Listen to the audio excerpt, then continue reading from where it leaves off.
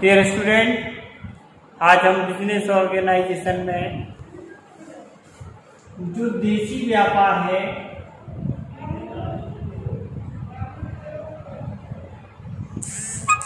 उसमें आपको सूचनार्थ बीजक के बारे में समझा रहे हैं कि सूचनार्थ बीजक क्या होता है। तो सबसे पहला सूचनार्थ बीजक।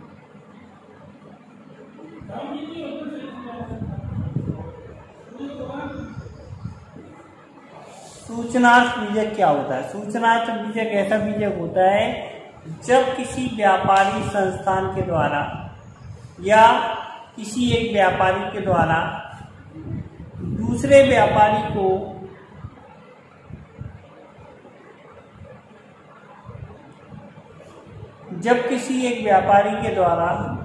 दूसरे व्यापारी को माल बेचने के पहले एक निरख पत्र बना के भेजा जाता है। उस निरख पत्र में उन सभी बातों का उल्लेख होता है जो व्यापारी को व्यापार के संबंध में की जाती हैं या व्यापार से संबंधित होती हैं। उस पूछताछ के पत्र के उत्तर में जो पत्र लिखा जाता है उसे निरख पत्र के नाम से जाना जाता है।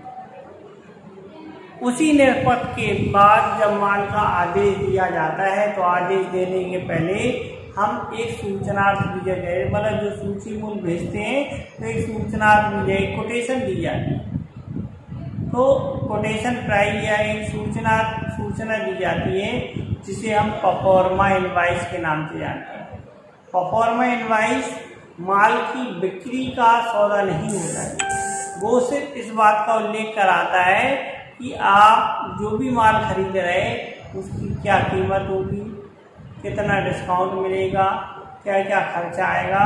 तो एक लमसम अमाउंट हमें प्राप्त हो जाता है। इस लमसम अमाउंट से हमें ये जानकारी मिल जाती है कि इतने तक का हम माल खरीद पाएंगे या इतने की हमें भुगतान करना होगा। तो इसे सूचनार्थ बीजक के नाम से जानते हैं।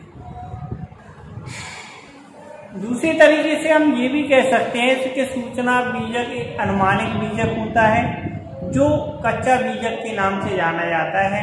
जो माल की बिक्री के पहले, माल की जब हम बेचते हैं तो बिक्री के पहले एक हम बीजक बना के रख लेते हैं या तैयार करके क्रेता को बेचते हैं, तो इसे सूचनार्थ बीजक। यह वास्तविक माल के संबंध में एक जानकारी प्राप्त करने के लिए इस बीजक को बनाया जाता है। इसमें जितने भी अंकों का उल्लेख होते हैं वे सब अनुमानित होते हैं।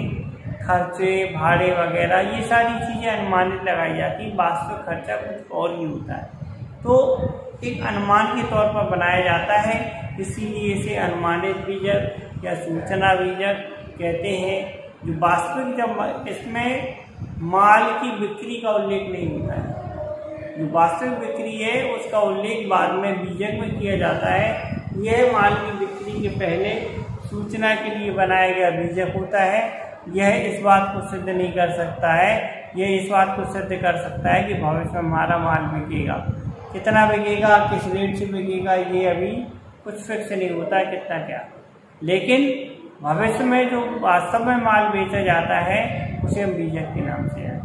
अब हमारा जो सूचनार्थ बीजक है किन किन दशाओं में बनाया जाता है, इस चीज़ को हम समझते हैं। सूचनार्थ बीजक बनाने की कौन कौन सी दशाएं, इस चीज़ को समझते हैं कि कौन कौन सी दशाओं में हम सूचनार्थ बीजक बनाते हैं। तो सबसे पहली हमारी दशा है जब व्यापारी के द्वारा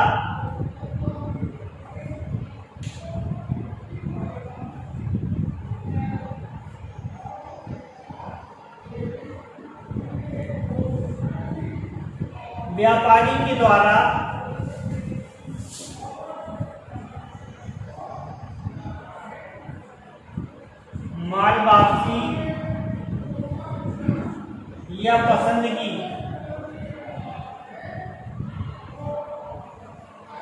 व्यापारी के द्वारा माल वापसी या पसंदगी के आधार पर जब भी माल भेजा जाएगा, या तो माल वापसी के आधार पर माल भेजा जाएगा तो सूचनार्थ बीजक बनाया जाएगा, या पसंदगी के आधार पर भेजा जाएगा।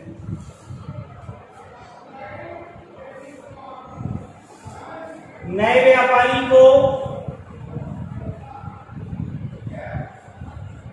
जानकारी प्राप्त करने के लिए। जब भी हमारे व्यापार में कोई नया व्यापारी आता है, उस व्यापारी को व्यापार संबंधी कोई जानकारी या माल क्रय संबंधी जानकारी प्राप्त करनी होती है, तो उस क्रय संबंधी जानकारी को प्राप्त करने के लिए सूचना बीजक बना के भेजा जाता है।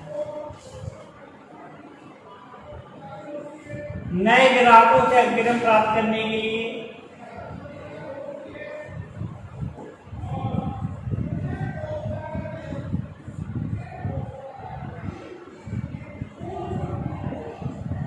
जब भी हमारे नए ग्राहक हमारे कस्टमर आएंगे, तो उस नए ग्राहकों के आने से उन कस्टमरों से उनसे कुछ एडवांस राशि प्राप्त करेंगे कि हमें ये आपकी इनवाइस है, आप इस प्रकार का आपका आदेश होगा, ये आपकी इनवाइस है, इस इनवाइस के आधार पर आप हमें कुछ एडवांस भेजिए, जिसके आधार पर हम वास्तव में आपको माल दें।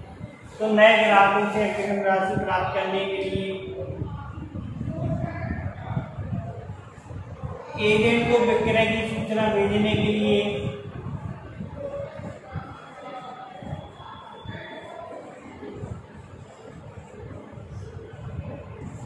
जब एजेंट को विक्रय की सूचना भेजना हो या विक्रय संबंधी जानकारी देना हो, तब भी हम सूचना बीजक बना के भेज सकते हैं।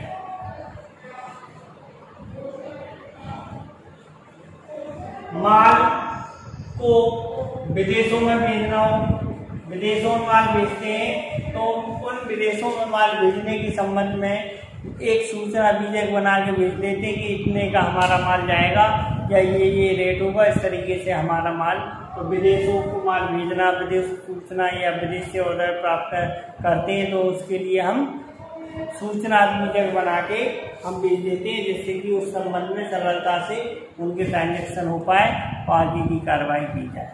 तो आज हमने सूचना बीजक को समझा है।